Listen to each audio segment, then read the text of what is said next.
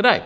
Last year I produced a video about Brad Pitt's F1 movie, but just as I finished it, the actors' strike kicked in and everything changed. So have a look at this first edit and then I'll come back and fill you in on what's happened since. Did you know that we had an extra fictional F1 team on the grid at Silverstone? The extra team? APX. Yes, not a real team, part of a movie which stars Brad Pitt. And how did they go? Well, one car didn't even get off the line, while the other one went just 400 metres before it turned left before the first corner and headed off to a runoff zone. So does this movie have a title yet? No, it's just being referred to as the as yet untitled Apple F1 movie. And Apex, APX, is the name of the fictional team which will race against the other teams, but only in the movie. And Silverstone was the first time that we've seen the film crew at a track. So did their cars actually race against any of the F1 cars at any stage over that weekend? No, but they did race against themselves. They were out on track doing filming on a number of occasions, and these were at times when F1 wasn't running on track. Their car's an F2 car. As you can see here, the rear wing's slightly smaller than an F1 car, and it's clearly shorter and narrower than the F1 cars. This is the livery that you'll be seeing in the movie. And yes, many of you have already noted that it looks very much like the Haas livery of 2019. And who are the two-star drivers for Apex?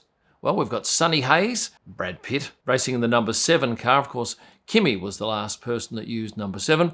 Then you've got Joshua Pierce, played by Damson Idris, who's in the number 9 car. And can you remember the last driver to use number 9? I had to look it up. It was Nikita Mazepin. Now, don't doubt that this is a huge step for Formula One, and they've been so accommodating with the film crew. They have and will be allowing them to film both on track and in the paddock. They're giving them unequaled access, and all of the 20 F1 drivers will be part of the movie. Yes, Sonny and Joshua will be racing alongside all of those 20 drivers.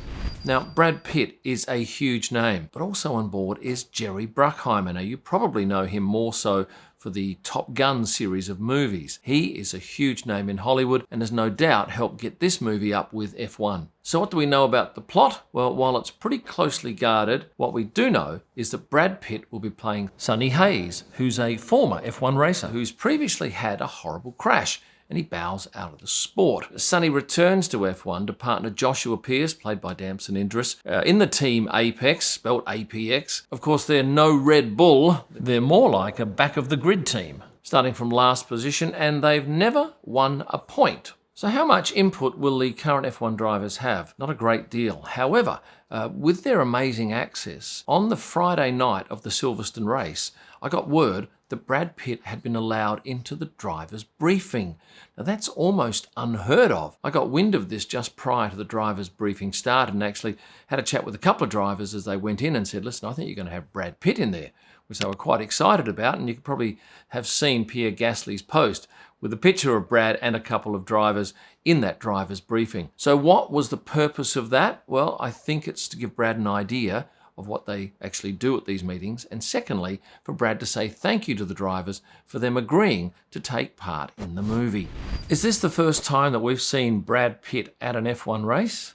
No, he was at Austin last year and very popular, visiting a number of the drivers and teams. We'll see him a number of other times throughout the year as well, and I think we are in for a real treat. Did he have much security around him? Yes, 2 or 3 guys clearing the path as he walked through the paddock. I caught him late Friday after he'd done the driver's briefing, leaving the track, and he actually stopped outside the swipe gates, posed for a couple of selfies and signed a couple of autographs, which I thought was great of him. So is this the first time that F1's been part of a movie? I believe yes, but it very nearly was the second time, because going back to 2001, there was a movie released by Sylvester Stallone called Driven. Now that movie could well have been about Formula One, because in 1997 it was announced that Stallone had agreed a deal with Bernie Ecclestone to base a film around the sport. And over those couple of years that ensued, Stallone was seen around the paddock conducting research, but the project never got off the ground, partly because the teams weren't happy about providing information to him. And then Bernie became concerned that if the film ended up being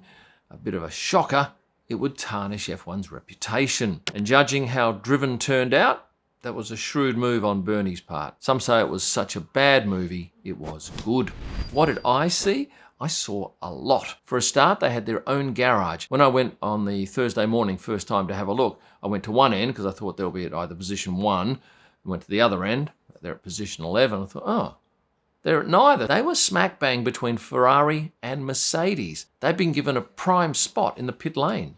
And the garage setup was every bit as good as some of the teams, maybe even better than some. It looked to me like they had all of the right kit in view, and it wouldn't surprise me if some of the F1 teams at the end of the movie said, hey, we wouldn't mind buying some of this stuff off you. And that detail even came down to little things like the air tanks used to power the rattle guns that take the nuts off the wheels. Did I see a car in the garage at any stage? Only on the Thursday when the teams offered all the media a bit of a look at how the garage would be set up. Not that that happened again at any time over the weekend. And in fact, during the sessions when the cars were on track, F1 photographers and media were asked not to go anywhere near them in the paddock, save that they give away details of the plot. Like the other F1 teams, the only real signs we saw of the cars were the front wings that were displayed out the front of the garage. And interestingly enough, my most popular post of the weekend was simply a photo of the garage with Brad Pitt's character's name above it and the car number. And did they have a pit wall crew? Yes, and it was very clearly visible and videoed in a number of different sessions. They had huge rigs, and going back to Thursday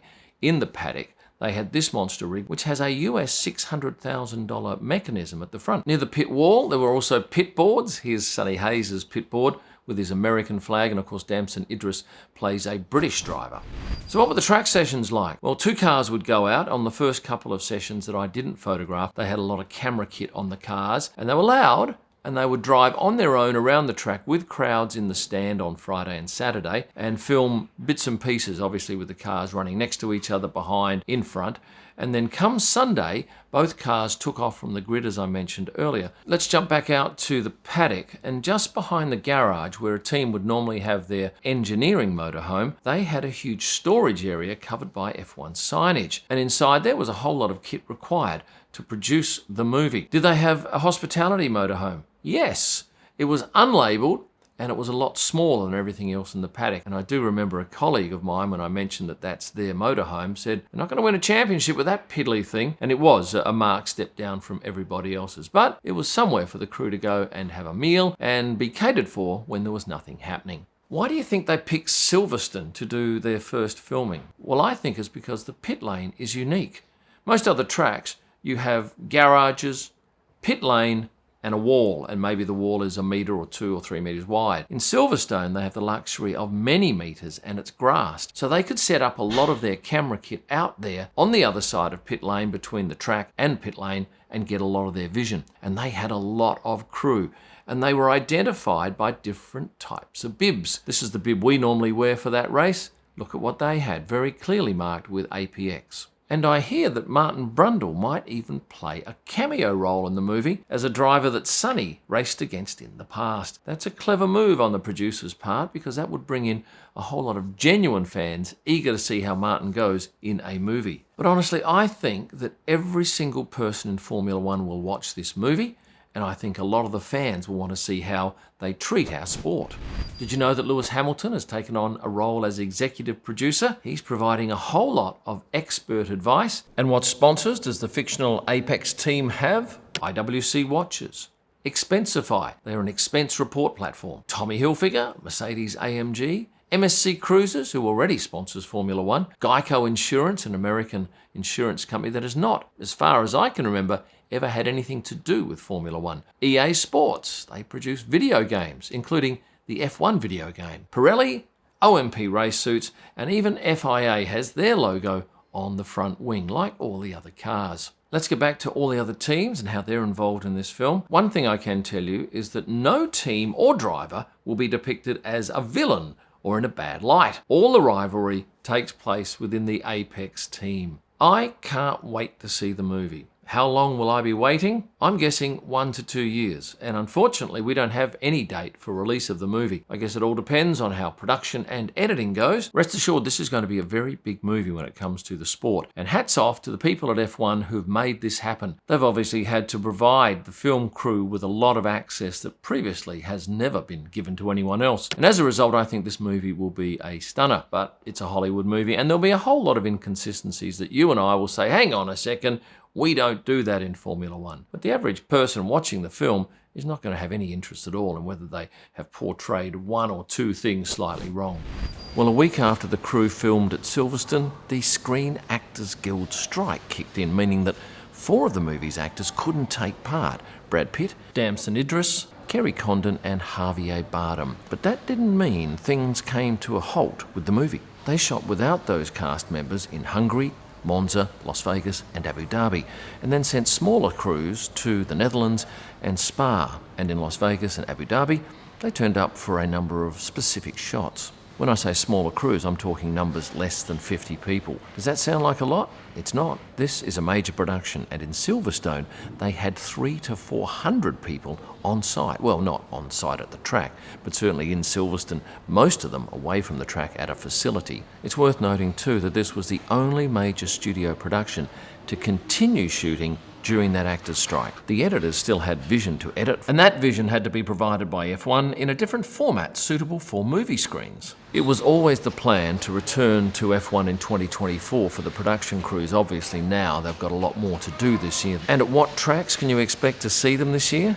Well, there'll be big units at Silverstone, Hungary and Spa, along with the cast, and there'll also be shoots in Mexico, Las Vegas and Abu Dhabi. In Austin last year, various F1 people and all the drivers saw a short edit of the footage, and the feedback was positive from all. There's no doubt that F1 views this as a huge opportunity for the sport, produced by some of the biggest names in the entertainment world. The movie's set to launch in 2025, and I'll be doing all I can to see if I can snare a seat at the much vaunted launch. Now, with that said, half of you have not subscribed yet, so please hit the subscribe button and like this video. And to see all my other stuff on the internet, here's a whole lot of links. Thanks for watching, and stay passionate.